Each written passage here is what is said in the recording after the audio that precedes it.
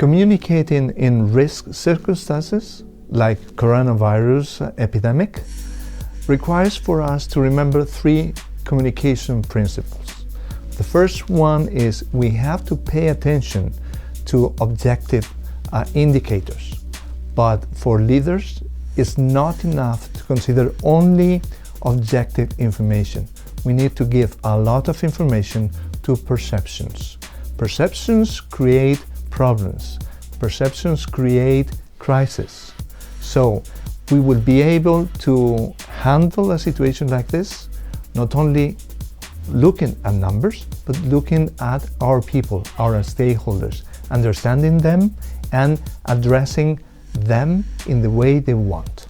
Our efforts shouldn't be dedicated to change public perceptions. Our main effort should be to change the risks perceptions are based on. Consider your main priority communicating with your internal stakeholders. Of course, we have to be consistent and talk with the same message to every single stakeholder.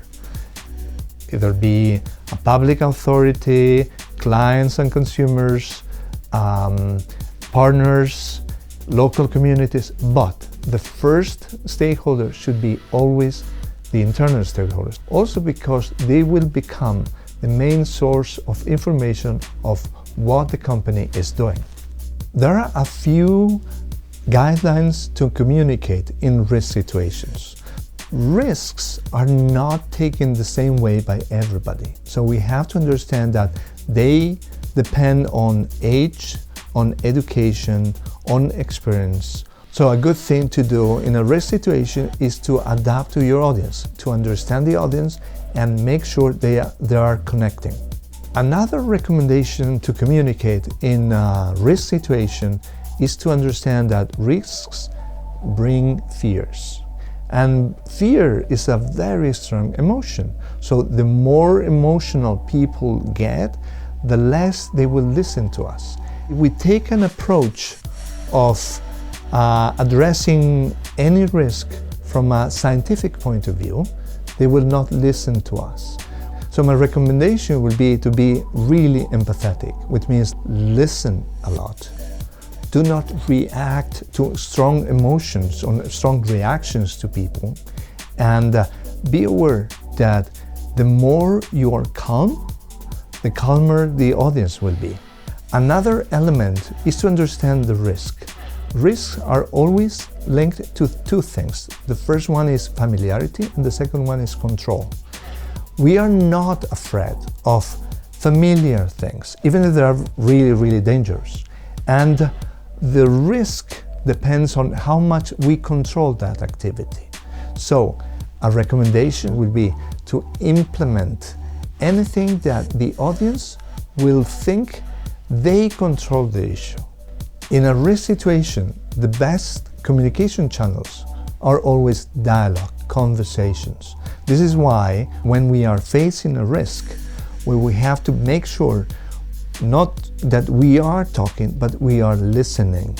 We need to create channels or platforms in which people can bring over some elements, some new facts, so it's more a conversation than a top-down teaching. There is something that never works, which is silence.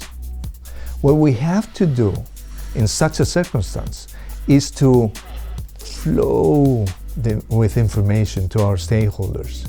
When people don't listen to the company, they are afraid of missing something.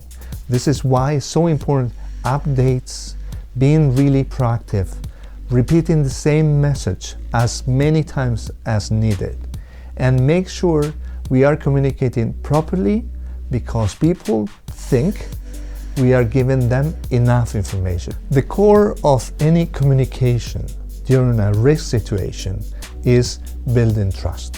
Why? Because people know that companies and governments have lied to them. They may trust other sources more than the top management. So we have to build trust. And how we do that? Telling always the truth, never lie to anybody, and to anticipate questions. Preparation is the key element to build trust and not to lie ever. In risk situations, we have to make sure we talk about our expertise. The risk here is that top management speaks about things they don't know or they don't understand. So, for company leaders, they have to bring experts to the table and they talk only about what they know. And another best practice in communicating in a risk situation is to make sure you understand that we are in a fluid situation. So don't be overconfident. Being overconfident makes intelligent people panic.